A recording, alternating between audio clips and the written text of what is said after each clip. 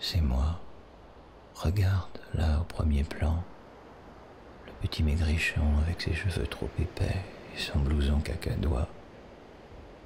On ne voit pas grand-chose, mais c'est moi quand même.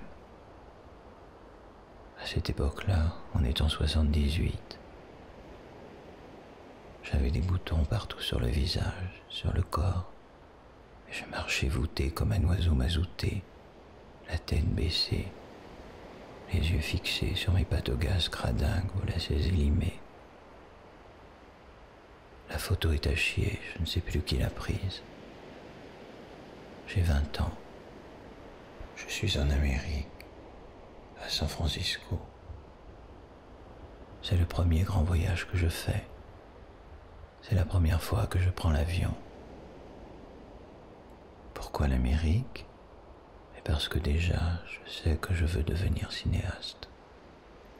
Parce que je ne doute de rien et que je veux entrer à l'université de cinéma de Los Angeles. Bien sûr que je me suis planté, quelle question. Avec mes 3 mots d'anglais et mon accent à la Maurice Chevalier, je n'avais aucune chance.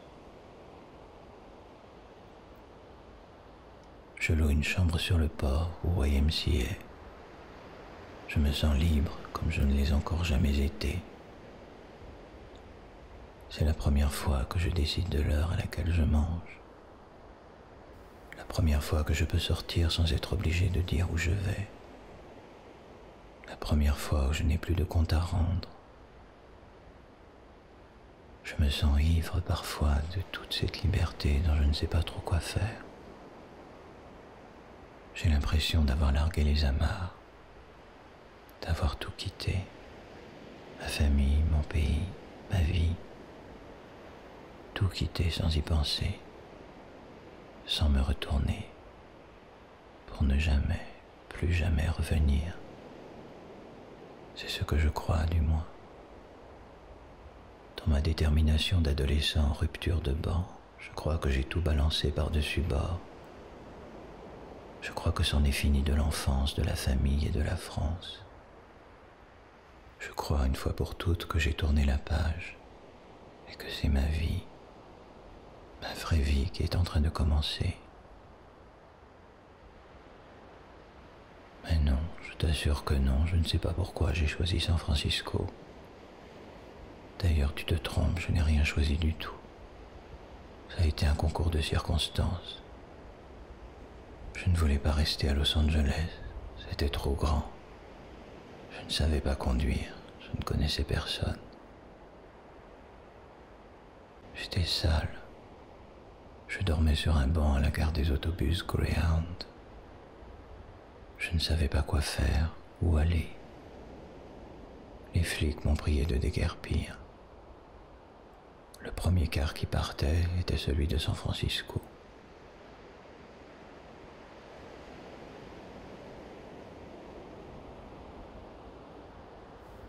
Je te vois venir. Eh bien non, je vais te décevoir. Ce n'est pas pour ça. Ce n'est pas pour coucher avec des garçons. D'ailleurs, j'étais encore puceau. Et pendant les quelques semaines qu'a duré mon séjour, pas une fois, pas une seule fois, je te le jure, je n'ai mis les pieds à Castro Street. Ce que je fais de mes journées, ma foi, pas grand-chose. Je traîne dans les rues, sur les quais de Fisherman's Wharf, dans les quartiers glauques, dans les coupes-gorges de films noirs. Je traîne parfois jusque tard dans la nuit. Je ne me rends pas compte du danger. Je ne me rends compte de rien. Inlassablement, de long en large, j'arpente le pavé. J'arpente jusqu'à épuisement de mes forces. Avec une énergie, une détermination de pensionnaire d'asile psychiatrique, je filme avec ma petite caméra Super 8. J'essaie d'écrire des films. Je lis Le Voyage au bout de la nuit de Louis-Ferdinand Céline. Je me nourris en achetant au distributeur des boîtes de conserve de haricots rouges à la sauce tomate de la marque Heinz.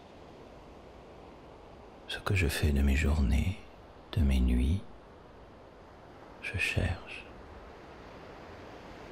Je ne sais pas ce que je cherche, mais je le cherche. Je ne sais pas comment, mais je voudrais faire quelque chose de ma vie. Moi aussi, je voudrais compter un peu, faire briller un peu ma petite lumière. Je sais dans mon cas que c'est plutôt mal parti. Mais je sais aussi que ce n'est pas une raison pour ne pas aller jusqu'au bout. Aller jusqu'au bout d'un fiasco, c'est quand même aller quelque part. C'est quand même mieux que de rester là, de rien faire de sa vie. Je ne voulais pas regretter de ne pas avoir tenté ma chance. Je ne voulais pas passer ma vie à me demander ce qui se serait produit si j'avais eu le courage d'aller voir ailleurs. Mais pour en revenir à cet été-là, il y a des choses que je ne sais pas. Des tas de choses que j'apprendrai plus tard. Par exemple, en même temps que moi cet été-là, il y a le tueur du Zodiaque qui ne sera jamais arrêté. On ne connaîtra jamais son identité. Et qui tue des couples hétérosexuels depuis la fin des années 70. Mais il n'est pas le seul tueur en série à se trouver au bord du Pacifique en même temps que moi cet été-là. En même temps que moi cet été-là, il y a aussi le virus du sida qui est en train de commencer sa carrière de serial killer. Mais il y a des choses, des tas de choses que je ne sais pas encore. Par contre, il y en a une que je sais. La seule chose dont je sois sûr, cet été-là 1978, l'année où j'ai raté mon bac scientifique, c'est que j'ai 20 ans et que j'ai toute la vie devant moi.